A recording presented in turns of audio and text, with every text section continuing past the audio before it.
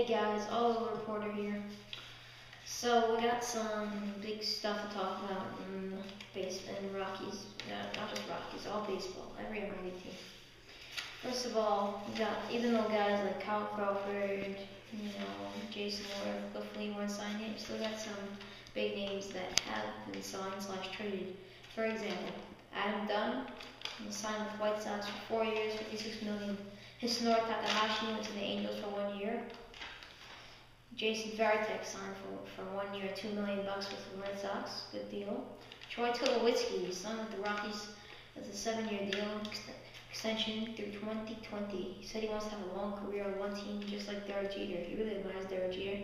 And speaking of Derek Jeter signed with the Yankees for another 3 years. I think it's not so smart because, getting old, as you are, the worse you play. And also, Jose Lopez has been traded to the Rockies, second baseman for the Mariners, if you didn't know that, in exchange for some minor leaguers.